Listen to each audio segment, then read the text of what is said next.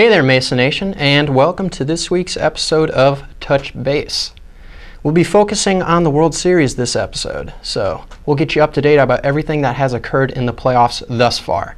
My name's Erin Whitton, and today I'll be your host for Touch Base, and I'll be delivering to you everything you need to know about everything there is to know about baseball. So as I said earlier about today's episode, we'll be focusing on the World Series that is starting today, October 25th at 8 p.m. The Cleveland Indians versus the Chicago Cubs. It will be played in Cleveland because the All-Star game was won by the American League.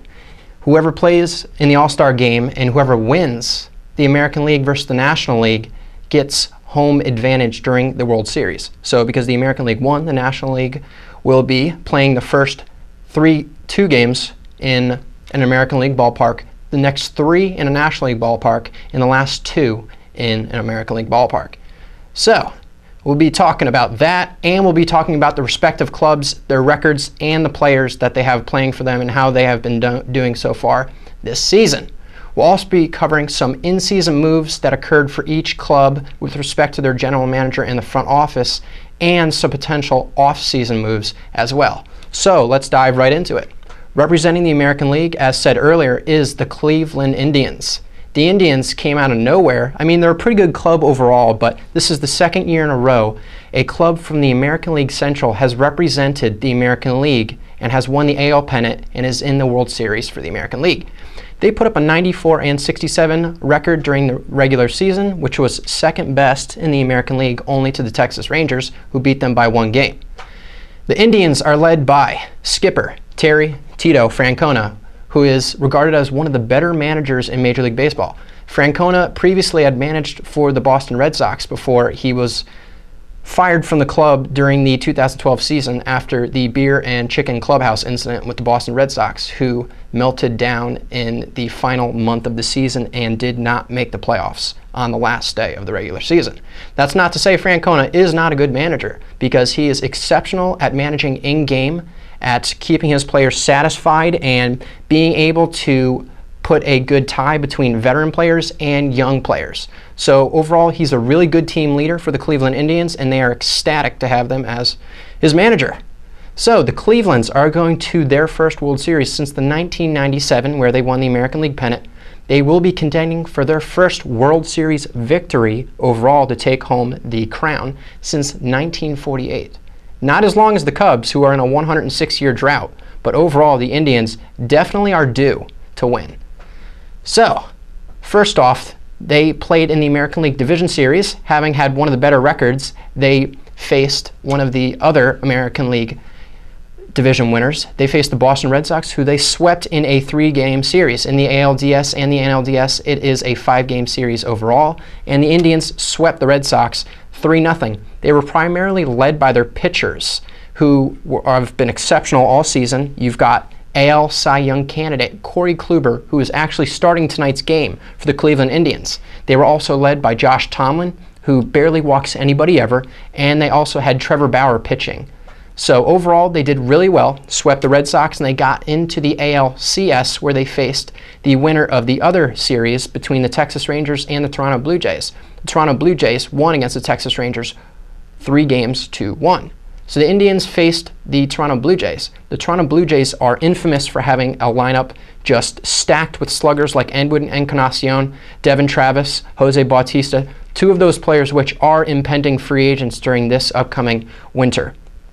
So, as said earlier, they won 4-1 against the Texas Rangers in the ALCS. They were helped by their pitching again, but also offensive catalysts like Mike Napoli, Lonnie Chisenhall, Tyler Naquin. The team overall has just been really good this year, and they have about 8 players that ranked in the top 200 in Major League Baseball, tied with the Cubs, who also had 8 Major League Baseball players who ranked in the top 200 because of their performances. So, all but 2 of the games thus far that the Indians have played in the playoffs, all but 2 of them, the Indians have given up less than 3 runs. So in those 2 games, they gave up more than 3 runs. And that is just exceptional to say for a pitching staff. But in the playoffs and in the Fall Classic, it is expected that pitching is dominant. And more often than not, you will see less runs scored in the postseason just because pitchers are on their game more. They've had an entire season to pretty much refine their pitching, their mechanics, their arsenal, velocity, and all that good stuff. So thus far, it has really been a pitching type of postseason, not only for the Cleveland Indians, but for baseball all around together. Corey Kluber, their leader, both in the clubhouse and on the field, this postseason has pitched 18.1 innings, which is pretty decent. He's had about 3 starts. He's given up 2 earned runs through those 18.1 innings pitched, which equates to a 0.98 ERA. I mean, that's exceptional. And during the regular season, he led the club with an 18-9 record. He also had a 3.14 ERA to go along with that. So to say he's the staff leader, that is definitely true, and he's also one of the best pitchers in Major League Baseball, and his stats speak for themselves. His arsenal features a sinker, which is pretty good. He has pretty good depth on it. For a pitcher that has formerly won the Cy Young, he also has a slider, a curveball. His four-seam fastball sits about 92 to 95, which is better than the Major League average of 90. So the guy has an electric arm as well as good movement. His pitches are good. He doesn't tip his pitches. He's good with keeping men on base and not letting them run on him, as opposed to his counterpart tonight, John Lester, who has infamously struggled with stolen bases throughout his career, dating back to the days with the Boston Red Sox. Another pitcher on the Indian staff who has really led this squad is Trevor Bauer. But reports are coming up, is he going to be able to pitch in the World Series? Well, they have him on the 25-man roster, so they are pretty confident that he will be able to pitch. Currently, he's lined up to pitch game number 2 after Corey Kluber. But the whole holdup is he injured his pinky while he was playing with a drone plane of his. So the team really needs to focus on having him start 1 game, if not 2. If the series goes to 7 games, he will probably get 2 starts.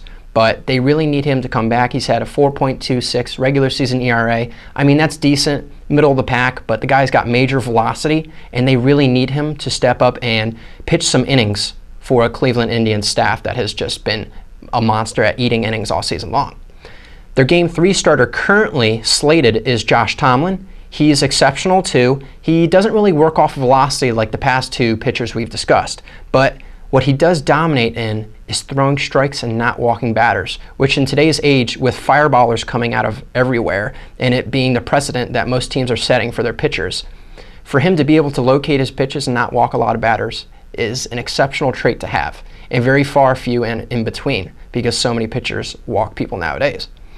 To go along with the starting pitching staff, they also have their bullpen, which is featured by Andrew Miller, Brian Shaw, and Cody Allen. Cody Allen is the current closing pitcher, even after the Cleveland Indians traded for Andrew Miller at the July non-waiver trade deadline. Andrew Miller thus far in the postseason has pitched 11.2 innings. He has 21 strikeouts to his record and an astonishing 0 earned runs. He has come in with men on base, so he has inherited runners, and he has given up 0 runs, both earned or runs in general. Miller's a lefty. He's got kind of a sidearm delivery, and he throws a 96-mile-per-hour fastball that if he wanted to, he could probably crack it up to triple digits. He has a slider that just breaks off the table. It's probably got about 18 inches worth of break on it, and pitchers really don't see it coming. He's mostly a 2-pitch pitcher, but because of that reason, batters have a really hard time picking him up. And to say he's been dominant thus far is really an understatement. He's been one of the best pitchers, if not the best, along with that Zach Britton of the Baltimore Orioles, one of the best pitchers in Major League Baseball this season.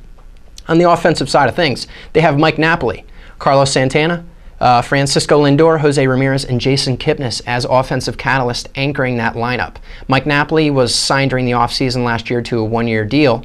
He is pretty much a power-hitting first baseman. He used to play catcher for the Los Angeles Angels, but he has transferred to first base ever since signing with the Boston Red Sox because of a degenerative hip issue. But that club is really helped by those key 5 players, especially Francisco Lindor, who was a top prospect coming into last year. He lost his rookie eligibility after he played about 50 games, and he's been amazing, to say the least, at one of the most difficult positions to play, shortstop on the diamond. So he's really been an offensive catalyst for that team, and it speaks to his ability because he is so young. And to have a player that advanced at that age, it's really far in between that you can find players like that. Jose Ramirez has also stepped up to play. He used to be a utility player, but since then he has really taken over the everyday role at third base since Carlos Santana was the third baseman formerly. Michael Brantley's been out for most of the year, and Carlos Carrasco will also be pitching in the World Series. Now on to the other side of things. We have the Chicago Cubs, who are coming from the National League and representing the National League in the World Series after having won the NL pennant against the Los Angeles Dodgers, who were not an easy club to defeat. The Cubs have not won a World Series in 106 years, and they are definitely due for a World Series, if not more than the Cleveland Indians, but both respective clubs are due for a World Series, and it has been a huge drought for both, but especially for the Chicago Cubs. Theo Epstein has really geared this club towards being a major monster both on the pitching and the offensive side of the ball. He's stockpiled a minor league system that contains multiple blue chip prospects. So they are going to be good, to say the least, for many years to come. Manager of the Year candidate Joe Maddon has led his club to a 103-58 record during the regular season. In the NLDS against the Giants, they won 3-1. And in the NLCS against the Dodgers, as mentioned earlier, they won 4-2.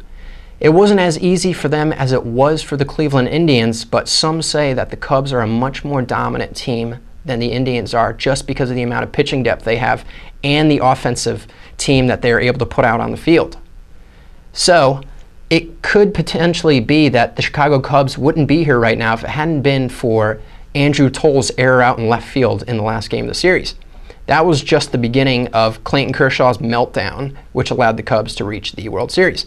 The Cubs have an extremely young roster featured by Wilson Contreras, Anthony Rizzo, Javier Baez, who has been swinging a hot stick this postseason, Addison Russell, and possible MVP candidate Chris Bryant, who selected out of the University of San Diego back in the first round with Tyler Kolpeck. He's been amazing. He was the second overall selection by the Chicago Cubs, and he's made an outstanding presence in that lineup, and the transition from Colgate baseball to Major League Baseball has seemed to be pretty easy for him.